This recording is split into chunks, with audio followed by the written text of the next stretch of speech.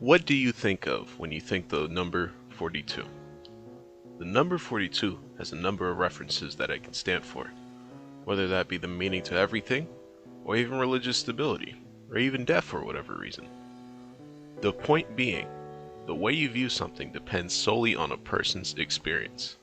If I were to show you the image of a political figure, or a familiar creature, a person would immediately have an internal response. However, supporters and players of baseball, black people, museum attendees, scholars, and even historians, whenever they think of the number 42, they think of Jackie Robinson. They think of the man who gave many people a chance to believe in the impossible. They think of the man that dug a way for others of the same color. They think of a man that got them a scholarship. Promptly so, they did their best to embed him into history. One of the many ways was film. And so, produced in April of 2013, the film based on some of the key moments of his existence was titled 42. I can remember reading about a black veteran who served honorably overseas and came back to the country.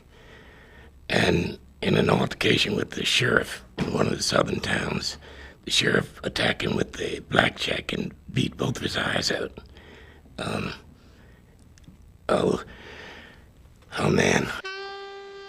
The year 1945 marked a lot of progress for the United States. World War II was just finishing up. Harry S. Truman became president after the death of Roosevelt, and nearly 10 million soldiers across all branches were coming home. A good portion of them, being black, were a bit put off to go from fighting for the country to find themselves and their loved ones being under the judgment of Jim Crow laws, segregation, and the denial of benefits from the GI Bill, which is essentially financial aid for veterans looking to go into schooling or training programs. Among these black men was Jackie Roosevelt Robinson, a man drafted into World War II as a second lieutenant. He was honorably discharged in 1944 for refusing to give up his seat and move to the back of the bus. Originally, he was going to be court-martialed for it, but thanks to his friends and reputation of hard work, the NAACP helped the story reach the eyes of the public and was acquitted. However, his stubbornness to segregation and racism can be seen as an omen of what was to come.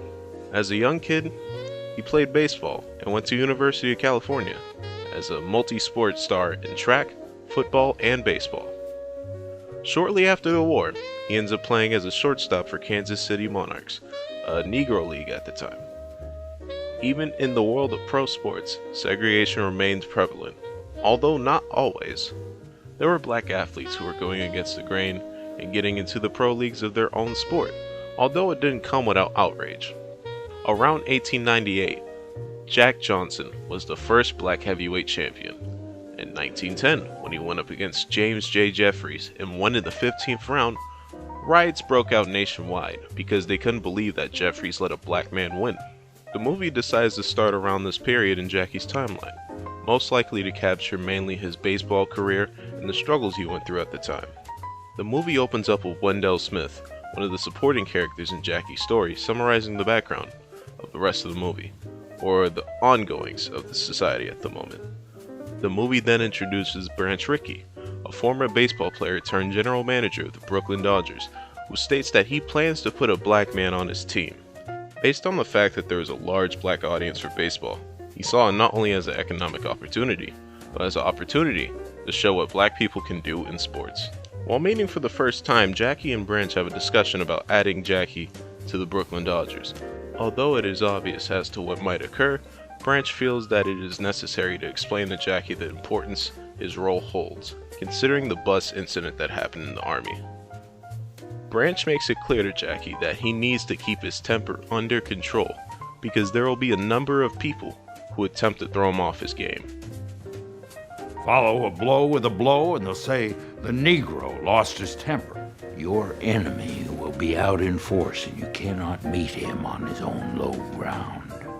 We win with hitting, running, fielding, only that. We win if the world is convinced of two things: that you are a fine gentleman and a great baseball. Afterwards, Jackie takes him up on the offer. 4 months later in February, Jackie decides to marry his college sweetheart and moves to Florida to train with the Montreal Royals, a minor league owned by the Dodgers.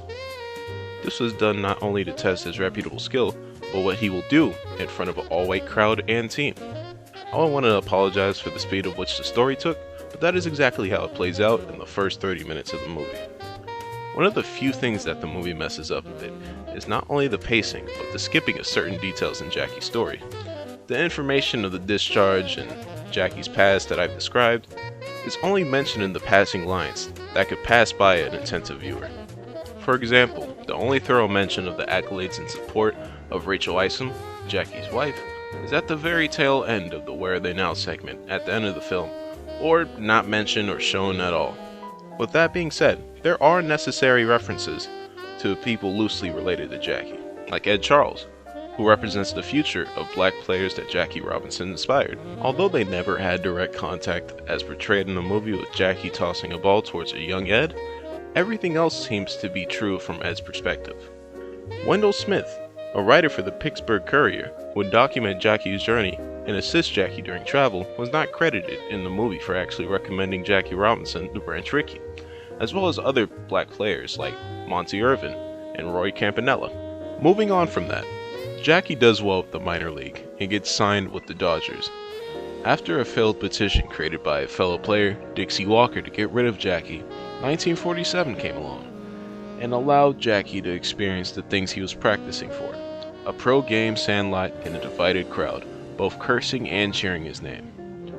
April 15th specifically was his first pro game, going against the Philadelphia Giants.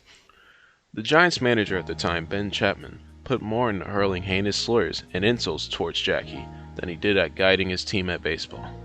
In the movie itself, it dramatized the effect this had on Jackie by having him run towards the team dugout and bash his bat against the wall, to then be consoled by Branch.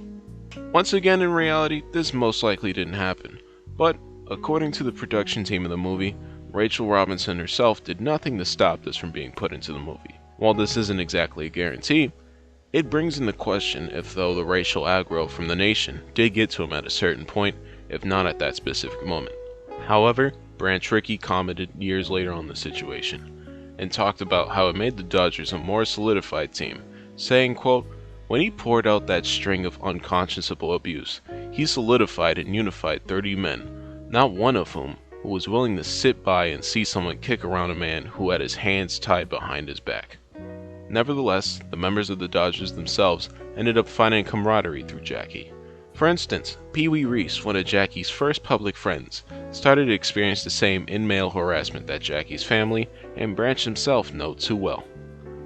Instead of keeping away from Jackie, or even trying to get rid of him, he simply put his arm around him during the game, as a supportive gesture.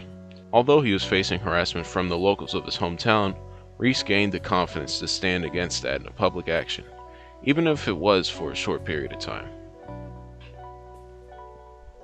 Against adversity, Jackie Robinson would go on to play for the Dodgers for another 10 years, making several records of his own, like the most home bases captured, the highest paid athlete in the history of the Dodgers. Becoming Rookie of the Year in 1947, the National League MVP in 1949, winning 6 National League pennants, and becoming a World Series champ in 1955. He finally retired from baseball in 1957 and ended up serving on the board of the NAACP for about 10 years, taking initiative in fighting for more racial integration into pro sports. When he was elected into the Hall of Fame, he was later immortalized into the MLB by having all players wear the number 42 in the month of April. The show respected Jackie Robinson and his accolades. Even with his death on October 24, 1972, he lived on through the Jackie Robinson Foundation, a non-profit organization that works to ensure educational opportunities, four-year scholarships, and anything else they can financially provide for the college students that need it. The organization was created by Rachel Robinson, who is still alive, guiding the organization to this day at 99 years old. These factors alone are what continue to keep Jackie Robinson's legacy alive, and in turn, Jackie himself, through the simple moniker of 42.